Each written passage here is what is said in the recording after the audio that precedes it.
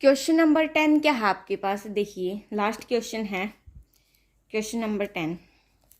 Find a relation between X and Y. Relation निकालना हमें किस किस के बीच में, एक्स और वाई के बीच में, such that the point X Y is equidistance from the point 3, 6 and -3। Same वही है। सपोज कीजिए ये पॉइंट लिया मैंने एक्स कोमा वाई, एक पॉइंट यहाँ लिया मैंने 3,6 और एक पॉइंट यहाँ लिया मैंने कितना -3,4। तो इस पॉइंट की यहाँ तक और इस पॉइंट की यहाँ तक डिस्टेंस के आपके पास सेम है। मिला देते हैं। ए नाम दिया, इसको बी दिया, इसको सी दिया। तो सबसे पहले हम क्या लिखेंगे, गिवन पॉइंट्स क्या हैं आपके पास। ए के तो हैं आपके पास एक्स वाई, बी के क्या हैं आपके पास 3, 6, सी के क्या हैं आपके पास -3 और 4। और क्या गिवन है आपके पास, ए भी आपका किसके इक्वल गिवन है, ए सी।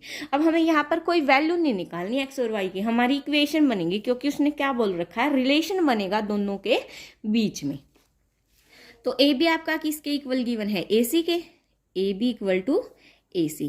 तो सबसे पहले हम ए बी निकालेंगे, जब ए बी 3 - एक्स का स्क्वायर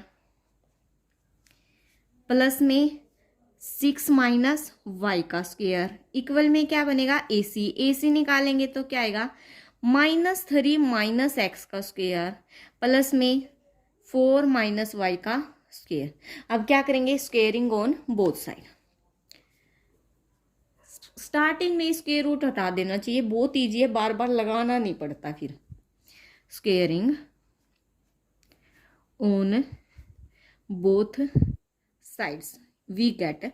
तो हमें क्या मिलेगा, वी गेट, जब स्क्वेयर करेंगे तो स्क्वेयर से स्क्वेयर रूट कैंसिल, क्या बनेगा 3 - एक्स का स्क्वेयर प्लस 6 - वाई का स्क्वेयर इक्वल में, इसको लिख सकती हूँ मैं 3 + एक्स का स्क्वेयर, पॉजिटिव बनेगा, प्लस 4 - वाई का स्क्वायर, क्योंकि माइनस बाहर निकालेंगे और माइनस का स्क्वायर करेंगे तो प्लस ही आएगा। ये मैंने इजीली कर दिया ताकि आपको आसानी हो। अगर -3 का स्क्वायर करोगे, -एक्स का स्क्वायर करोगे, फिर माइनस करोगे, तो फिर भी वही चीज आनी है आपके पास।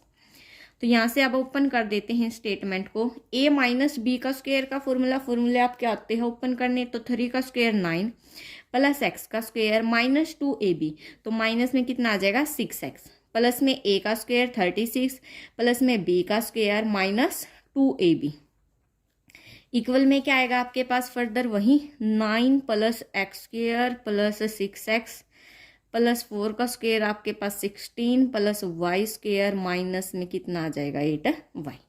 अब देखो एक्स स्क्वायर से X square cancel, Y square से वाई स्क्वायर कैंसिल आपका, तो कितना बचा, एक बार लिख लेते हैं जो टर्में बची हैं। -6x बचा -12y, -6x बचा -12y, ये टर्म आ गई, ये टर्म आ गई। 36 और 9, 5 और 4 45, तो कितना आया प्लस का 45 इक्वल में कितना बचेगा आपके पास 6x माइनस में 8y, ये टर्म आ गई, ये टर्म आ गई। 16 + 9 कितना हो गया 25।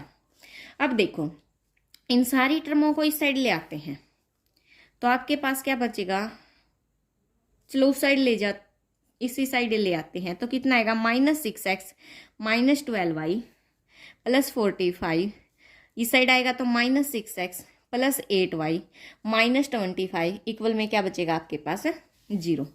तो कितना हो गया -6x -12x, ये टर्म तो जाली, -12y प्लस 8y कितना आएगा -4y, ये टर्म भी जाली।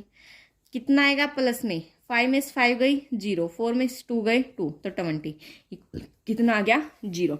अब मैं क्या करती हूँ यहाँ पर, इस इक्वेशंस को, जो ये इक्वेशन आई है, डिवाइड कर देती हूँ किससे, -4 से, डिवाइडेड बाय -4 से।